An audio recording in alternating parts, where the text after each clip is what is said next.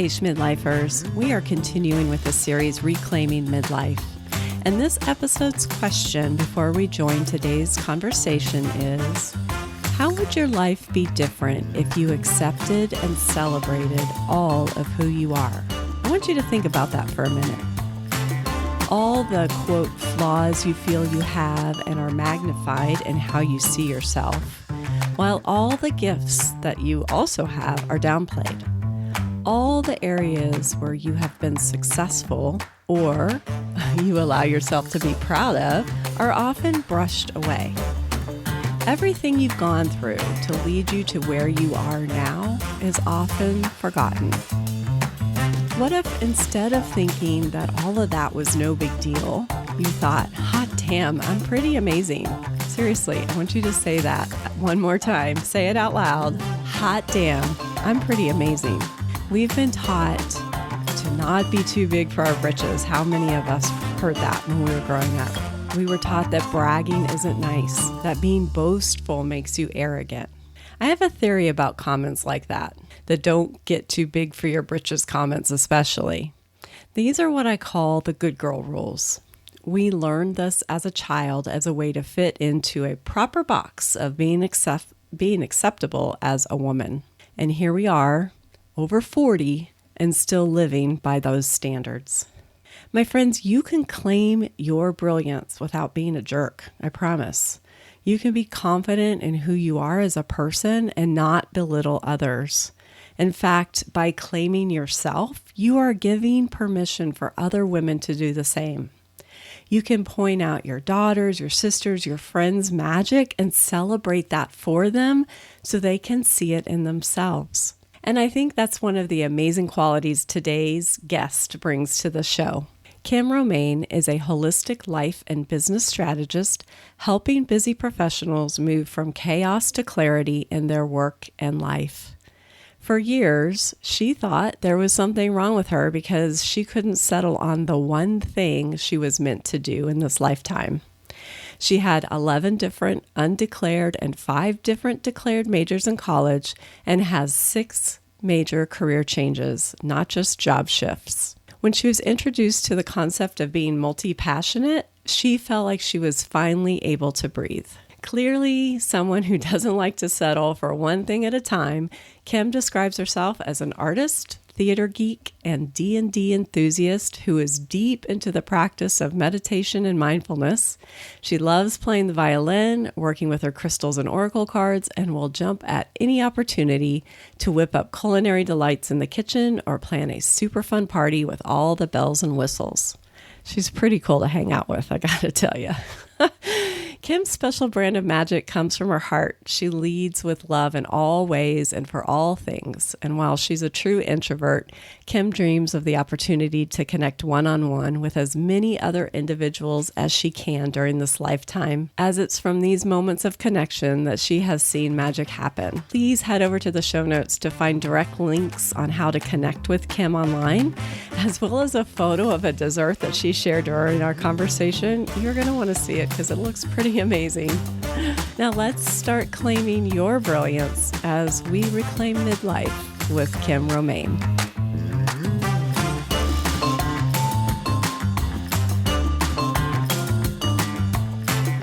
What you put that just brought you some ease when you realized, oh, wait, I'm multi-passionate and that's okay.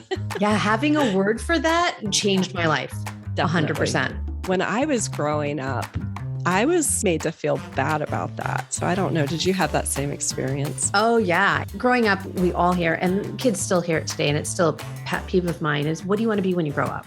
Like you have to pick the thing. And I could never pick the thing. I always wanted to be lots of things. I wanted to experience lots of things. And when I would say the 12 things I wanted to be, an adult inevitably would say, oh, so you want to be a teacher? Oh, so you want to be an artist? Oh, so you want to be, and they would pick the one that probably resonated with them. Right. But it was like, no, could you validate who I am instead of making me feel like I don't know what I want? Right. Yeah. Right. Yeah. And I was called things like flighty or wishy-washy or wishy-washy. Yeah. And just, just these things that you hear as a kid, and then you just kind of take it with you as an adult and then feel bad about it, right? It's okay. Well, I'm kind of over this career choice, so I want to do something else. Yeah. Where's your dedication? Oh, yeah. Yeah. That was one. It was when I started, and this was as a young adult, as I started moving between different career choices and trying different things out and just experimenting. Mm-hmm. That was echoing through my brain. And I actually don't remember who said it to me, but somebody said those words. Where's your dedication? Mm. Like, my dedication has to be to a thing outside of myself. That was weird to me. Like, I couldn't have put words to it then, but looking back, I definitely feel like, wait a minute, why can't that dedication just be to me? Right. Ooh, yeah. Right. Mm-hmm. Yeah. And I have to think too, that's such a truth. And I feel like when we are doing something and really into that thing, mm-hmm. we are super dedicated. It's like, give me all the knowledge, let me dive in here and think of new ways sometimes to even do this, and let me learn more, and just really passionate about it. And when you start feeling that kind of fizzle, for me, it's like, okay, well, yeah, next. Yeah. I think that's a great thing about, and I say this a lot, this show is never about becoming an entrepreneur, but I will say that is the wonderful thing about being an entrepreneur, because we can just create it and shift. And as long as we can get over those old stories we tell ourselves about being wishy-washy. Yeah. Mm-hmm. It's so that place where it starts to fizzle. I don't know about you, but have you ever sat down to try and figure out, like, how are all of these things connected? Mm-hmm. I love doing that. It's fascinating because I see things that I learned from being an attorney, that I learned from being in the theater, that I learned from being like all these different places that I was in my life that actually do come together. And, people think it's almost, schizophrenic because it's all over the place, but it's not. There's actually and when I understood who I was as a person, when I started getting really deep into not really analyzing, but understanding, right? Understanding what my strengths are, understanding what my values are, understanding what makes me tick. I could see, oh yeah. Yeah. It's so cool. It's very cool. I love that golden thread that just kind of weaves through everything. And when you pay attention to that, then it doesn't seem so frenetic or wishy-washy or anything. And really, when we're standing in the middle of all that, then that's the commonality. Absolutely. Absolutely. Yeah. And we never know where that golden thread is going to lead us, right? Right. We can see it behind us and see how it pulled everything together. Mm-hmm. I have no idea where it's going to take me next. And that's so fun.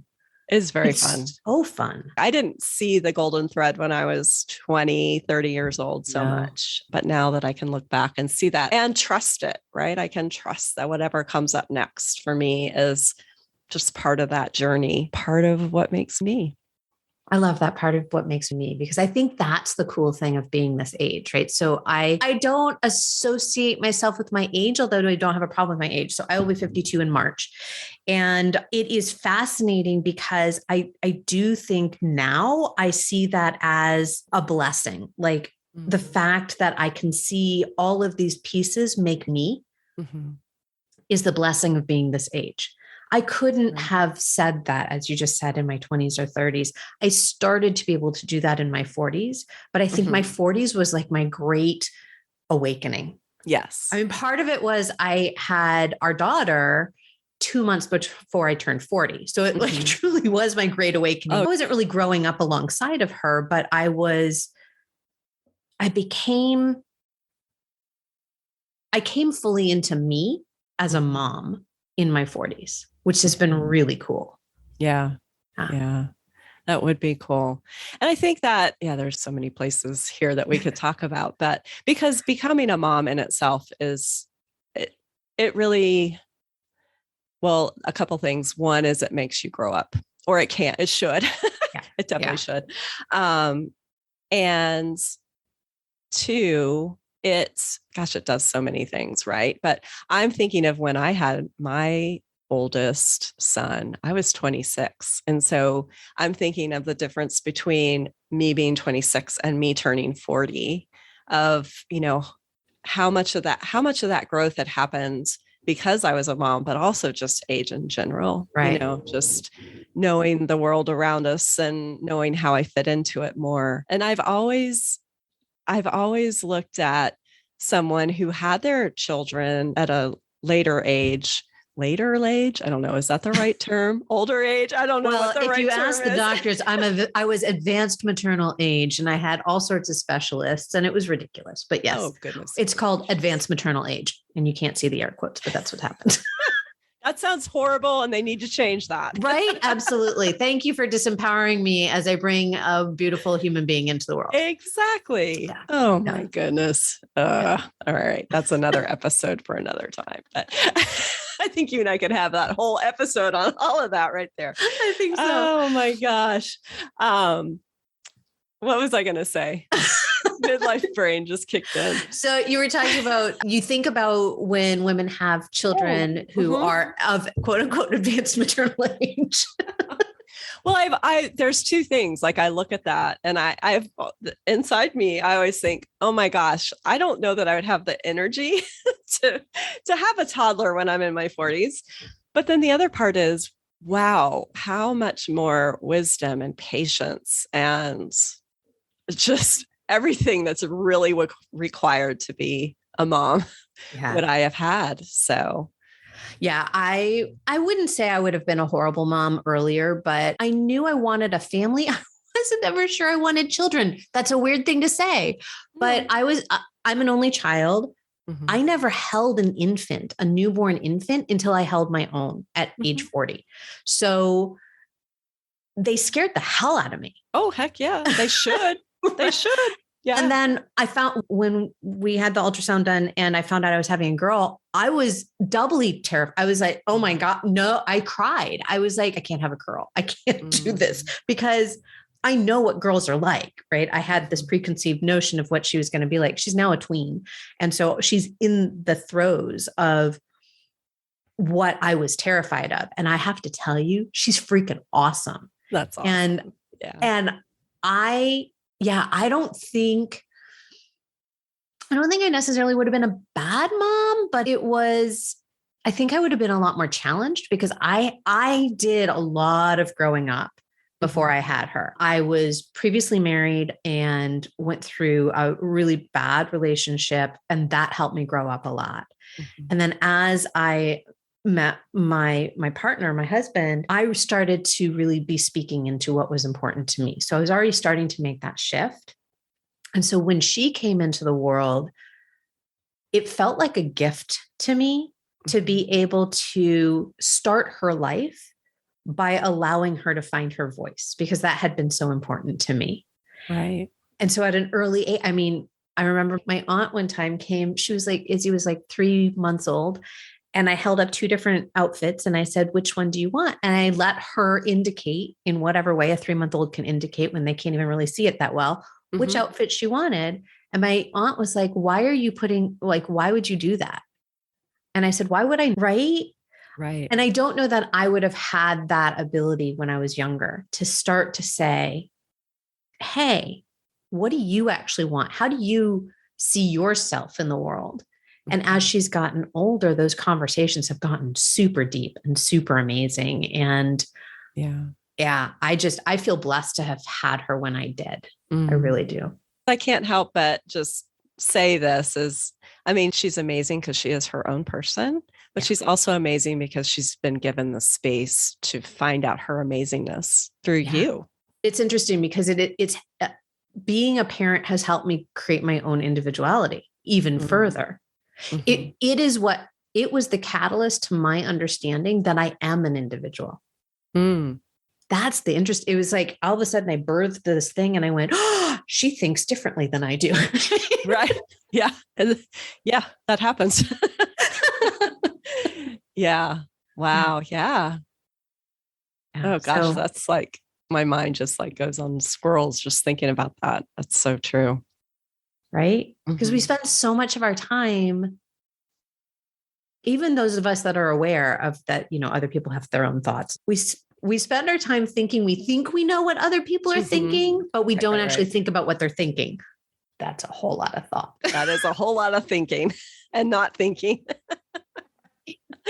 Oh gosh. So one thing before we move on is I wanted to mention, this whole advanced maternal age thing. I'm curious if that phrase is going to shift and change, because I know that when I look at my sons who are in their mid to almost 30 age range, that age group is waiting to have children. Mm-hmm.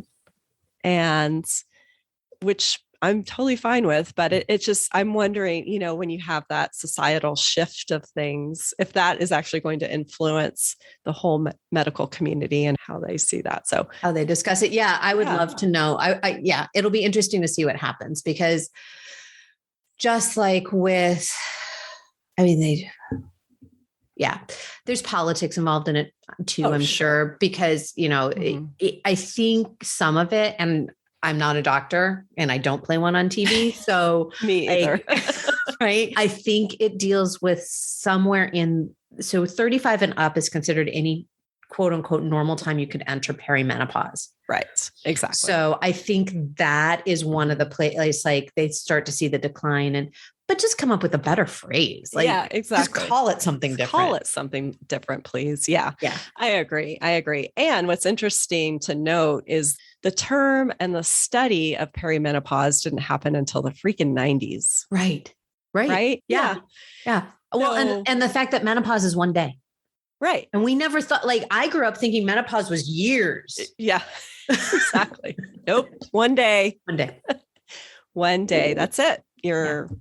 So, and I have had a couple episodes on that I'll link in the show notes if you want to go back and listen to that. Some of my earlier episodes. So apologies for any lack of interviewing skills that happened back then, but they are some really great, awesome, some wonderful interviews that I have with Shirley Weir from Menopause Chicks. And she talks about that. So great. I remember listening to those, and there's some good information. It was helpful for me being in perimenopause to hear some of the information that the two of you were talking about. Yeah. So. Well, good. Thank you. You're welcome. Thank you for that.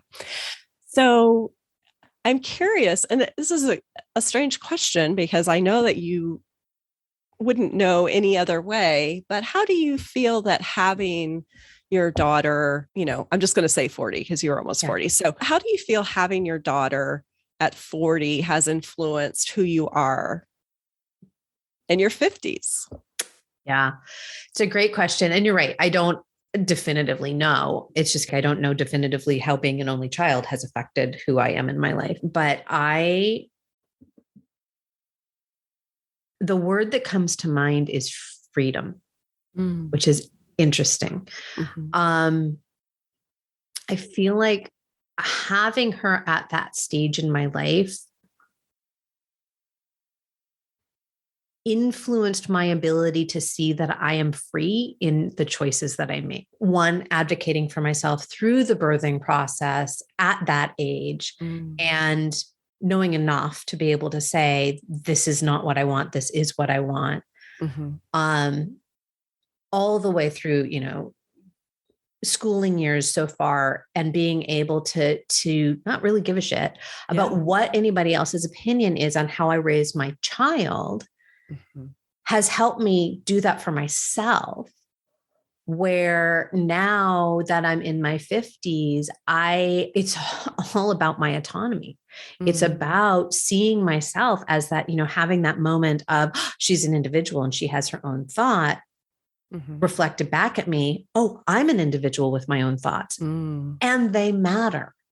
Yeah. So parenting her has allowed me to see that and really lean into that.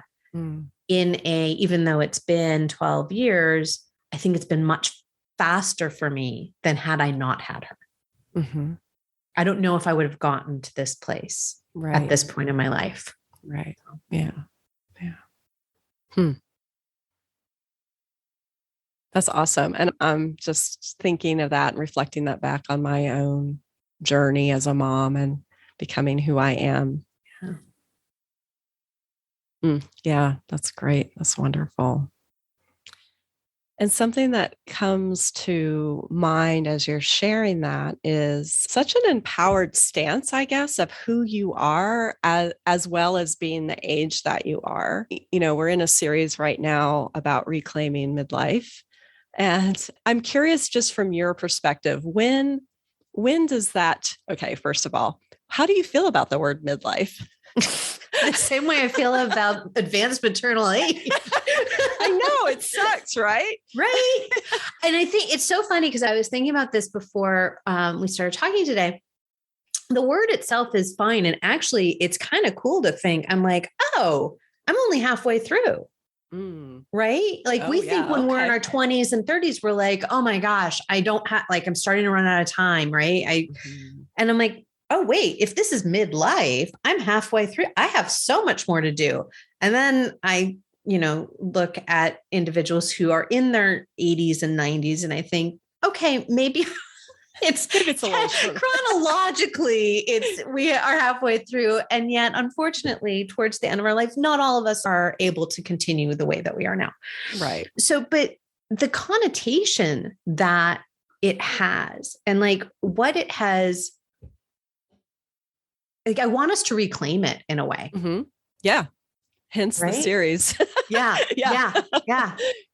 And also hence the podcast, because I don't know if you know the story of the podcast name, but as I was turning 50, I was freaking out about turning 50. And it hit me as like, oh, holy shit, I'm in midlife. I thought there's got to be a better word for midlife than midlife. For some reason, I hit the Googles and I looked up definition of midlife. At the time, it was on Urban Dictionary and it said the wrong side of 40. Oh. And that's what pissed me off. Yeah. I was like, screw this, and so that's how the name came about. It's just an interesting take on what that word has come to mean and the negativity around it, and especially for women. Yes. Because midlife men, hell, George Clooney is hotter than ever, Right. Exactly. So. Well, it's that comparison. I mean, even if we think about, who the hotties are when they're in their 70s and 80s, 60s, 70s and 80s for men. And we think about, there's a ton of gorgeous women who are even over 60. So we're not in our 60s. And I think I can think of plenty of women who are over 60 who are gorgeous. And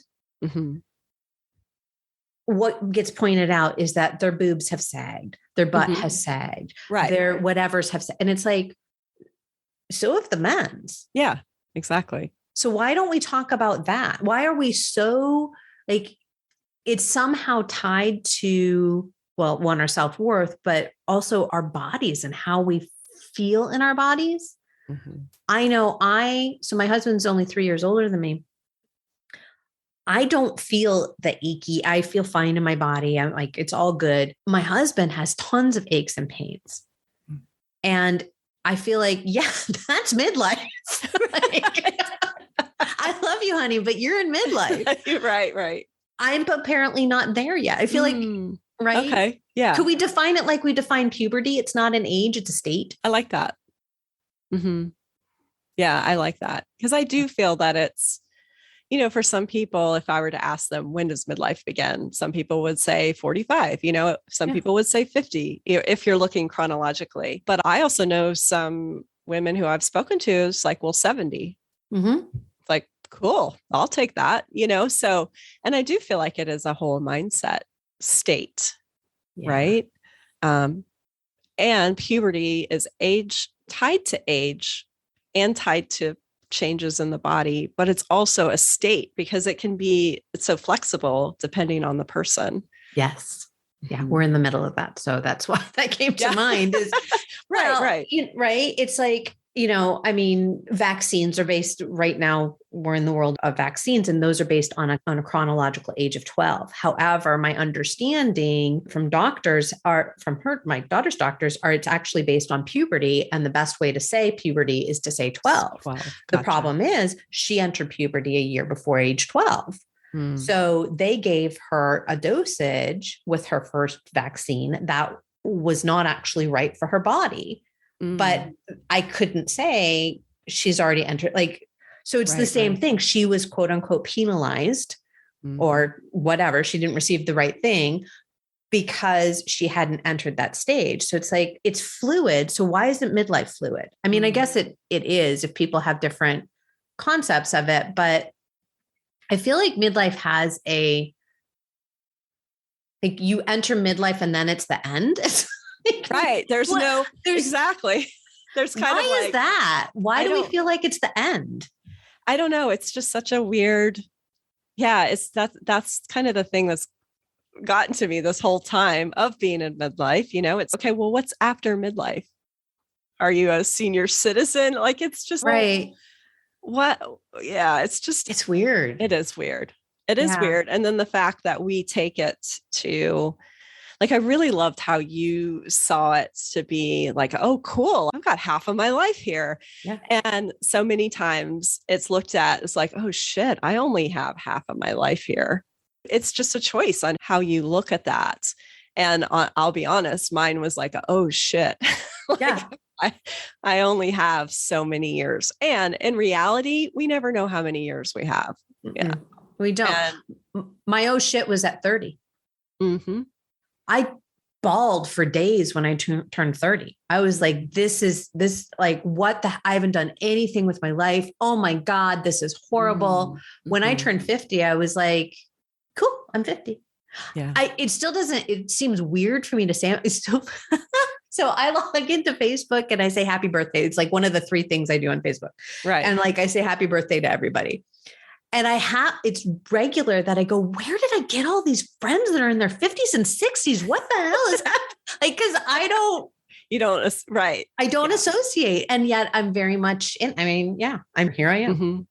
Well, I have to say, I remember when you sent me a note and you said something about being 50. I was like, wait, Kim, you're 50? No way. It's true. It's so funny.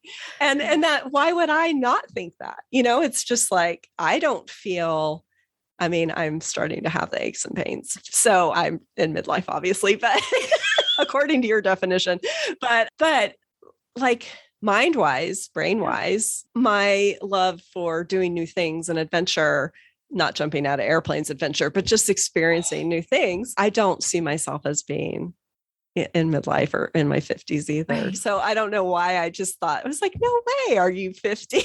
So I know. And I appreciate that. Thank you. Yeah. It's like, I'm so bad about guessing age, right? Like, I cannot look at somebody and think, oh, they're in their 30s or whatever. When I look at you, I honestly think you're in your 30s. So thank you. And if you didn't have, your daughter, your 12-year-old daughter, I would probably think younger, but just putting all that together. But anyway, it is just an interesting, I'm trying to bring myself back here from this wandering of conversation. But just to kind of stack on to the whole, changes in our body and the ways that we look. And I really feel as women, we need to take responsibility on how we judge other women. Yes. Because I honestly feel like a lot of that comes from us. It does. All right. So there is, that was a big, deep sigh, because there's this thing that I really want to talk about in the world. And I'm baby stepping into it because I'm so afraid of backlash, but I'm going to put it out there right here, right now. Yeah. Yay. So there is this concept that I don't know if I've created it or not, but I didn't hear it anywhere else, is this idea of internal misogyny, where we don't even need anything outside of ourselves to keep ourselves in that box. Yep. And I feel like what you just said speaks volumes to that idea, because we need to absolutely be kinder to each other. And it starts with being kinder to ourselves. We need to stand up for ourselves and not just point the finger and blame, and not just say, oh, why isn't the medical industry saying, something other than advanced maternal age? Right. Like, where do we stand up for ourselves? My mom was in the 70s, a big proponent of the ERA, and she did a lot with them. Mm-hmm. And it's not like we haven't made strides. Right. And yes. Right. And I mean, there, again, we could spend, another 4 hours talking about this, but I think it does come back to personal responsibility. It comes back to that place of, if we hear those voices in our heads saying something about ourselves or somebody else in a judgmental way, we need to stop ourselves and ask what that is about. Like, just be curious at the beginning. Definitely. Yeah. Yeah. And I think it does. So just as being humans, we're judgmental. I mean, it's just a fact. And when we find ourselves judging others, that's the invitation to really look at, what are we judging within ourselves? Yeah. Right. Yeah. Because we are sending something out, what we are mirroring back to ourselves. And so, that's an opportunity to really dig a little deeper and find out what's going on there. Yeah, for sure. It's hard. It's scary. Oh, heck yeah, it is. Right.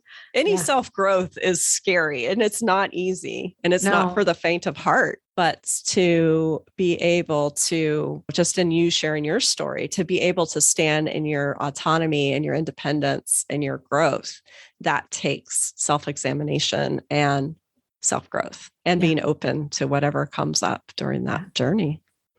100%. I was scared. I am scared throughout the process. There's fear all over the place. And I'm consciously making the choice each time I feel the fear or the overwhelm or the judgment or the whatever it is. I consciously make the choice. Is this what I want to be doing? Is this how I want to be behaving or living or thinking? And if it's not, then what are my options? Right? What else is available to me in this moment? Because sometimes we have a lot of options available to us. And sometimes it's just shifting from, I don't want to accept that thought as fact right now. Right? If it's a thought about midlife and I don't want to be in midlife. Okay, well, the reality is I'm 52 years old. Like, here I am. Right. So I can accept it. And I can say, wow, what is that? What are you upset about with that?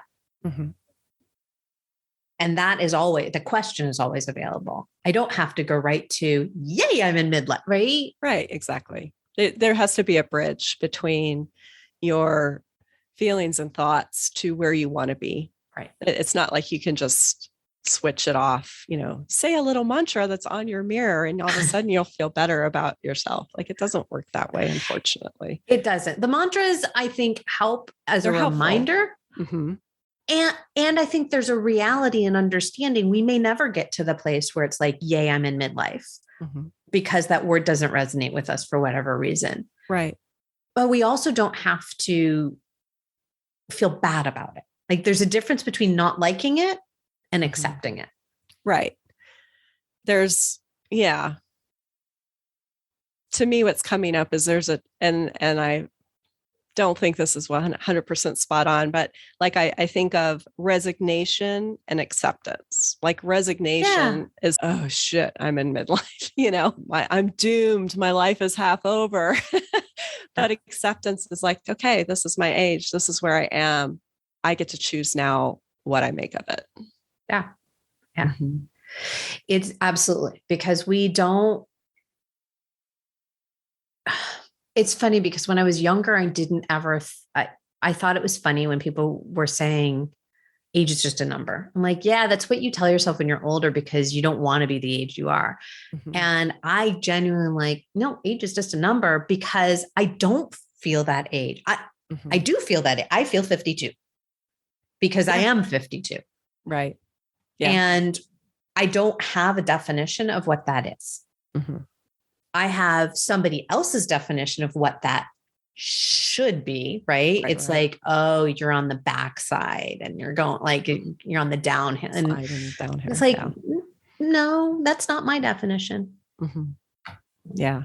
That's that reclaiming thing, right? Yeah. I love that word, reclaiming. Yes. Yeah. Yeah. Is that your word? It might be. I didn't come up with one this year, but it might be. And I could see that definitely. What a great question. I could see that definitely coming true in a lot of things. And Nice. So, you know what? I'm going to reclaim, or I'm going to claim that reclaim is my I word just of the got year. chills. I Thank love you for that, Kim. You're welcome. Yes, yes. Well, I feel like we could just go on and on. There's so many things I feel like I could bring up right now, but I'm also looking at the time and I'm thinking about listeners. I'm always wanting to keep this to where they can listen on their commute. I'm not sure even who commutes anymore, but I'm sure there are people, or their walk or something like that. So I just wondered if you're ready to move into our Midlife Hot Flash. Absolutely. Which is our 10 rapid fire questions, as long as I don't interrupt. And then it's not so rapid fire. All right. You ready? I know, because I'm always like, oh, cool. Me too. So anyway. I know. It's hard. It is hard. It's hard, especially when I just love talking with you. So, all right. Question number 1, tea or coffee? It used to be coffee and then midlife. Now it's tea. I understand that. Favorite all-time band or musician? All right. This is where the multi-passionate part comes out, because these are really hard for me to answer. I know. I hear you. All right. So I have to go with the 2 bands that sing my 2 favorite songs. So it's ABBA and Katrina and the Waves. Oh, okay. What are the songs? What are the 2? So it's Dancing Queen and Walking on Sunshine. Yes. I love those songs too. Love it. Love it. But all these like favorites, it's hard to pick one when you're multi-passionate. I get it. Yeah. So the next one is another favorite dessert. Okay. So favorite dessert nostalgia is angel food cake with strawberries. Mm-hmm. New favorite, because I really loved making it for the first time this New Year's Eve and like really want to do it again, is croquembouche. Ooh, please tell me what that is, because it sounds fancy schmancy. It is fancy schmancy. It's profiteroles, right? So it's little cream puffs. Okay. And then it's made into like a Christmas tree shape, and it's covered with spun caramel. Oh, goodness. That sounds amazing. I'll send you a picture. Okay. Yes, please do. And I will include it in the show notes so everybody can see it. Excellent. Yes. So here, I had to laugh when you mentioned this earlier. What did you want to be when you grew up? Yes. So 12. I want to hear all 12. All 12. I don't know if I could come up with a 12, but all right. So let's see. I know that it was fashion designer, restaurateur, teacher, dancer, artist, actress. I think we're going to leave it at those 6, because those are the ones that are right off the top of my head. That's perfect. I love it. I love it. And actually, I have to smile because I know I can see you doing all those things, honestly. And I can see how that kind of weaves into what you're doing now. Absolutely. Absolutely. Mm-hmm. And what's fun is on some level, I've done all of them. Mm-hmm. That's the cool thing, is like, there's nothing that I really wanted to do that I feel like I just never did it. I mean, okay, no, there is one thing. I really wanted to go on the senior foreign exchange trip to England, and I chickened out because they didn't have, I was going to have to stay with the professor. So I was sorry, I'm totally digressing here. No. I was a theater major in college, and my focus was Shakespearean studies. In high school, I had an opportunity to go on this trip my senior year, and I didn't know that was where I was going to go with my college degree. Oh. And they were going to put me with a Shakespearean professor. And I'm like, how boring is it going to be with a professor? So I chickened out and I didn't go. So that's the one thing that I'm like, and I can't go back and do that. Oh, that makes me sad. Oh, 18-year-old Kim. I know. Oh, gosh. Okay. Next question. Your current self-indulgence. There's 2. One is dark chocolate with sea salt, and the other is watching Escape to the Chateau. Ooh, I have to look that one up. I'll send you that link. Okay. What is inspiring you right now? So this is an interesting one. I think what's inspiring me now is deep desire to... The Great Resignation and reshuffling is inspiring me, because I think we actually have a hope of making work actually put into the right context and into our lives, because it's gotten really out of control. Yes. Yeah. And I know, so I'm going to mention this because this didn't come up in our conversation. I feel it's important. You do not believe in work-life balance. Oh no, balance is bullshit. Absolutely. There we 100%. go. Yeah. Yeah. So what do you call it? What do you call them? So really, I call it life. It's just life. And work is a component of life. And really, I believe that we are writing the symphonies of our own lives. And the idea is to create harmony between all of the components of our lives, which means that sometimes there's going to be discord. Sometimes it's not going to be all in rhythm, but that's really what we're going for, right, as a whole. Love it. Yeah. So what do you hope people say about you when you leave the room? She's so lovely. Oh, I say that. Oh, thanks. What advice do you wish you could give your 20-year-old self? Go on the damn trip. Go on the damn trip. But yeah, I mean, it goes along with that is don't be afraid. It's okay. Make those mistakes. It's funny because every time someone answers this question, I always say this, we need to hear that now, right? What we needed to hear at 20, oftentimes we still need to hear it. Yes, 100%. Yeah. All right. My most favorite question that I ask my new clients, if you could be any animal for a day, what would you be? A unicorn. Oh, yay. Of course. And why would you be a unicorn? Because I am magical and mythical, and I want to bring magic into the world. You already are a unicorn. So Thank you. Thank you. All right. Our last question. What do you want other women in midlife to know? You got this. Like, don't worry so much. It's okay to get out of your own way. It's okay to stop listening to all the shit that's swirling around you. You've got this. Just go grab it. I love it. I love it. Kim Romain, thank you so much for being on the show. It was really great to have you on this discussion.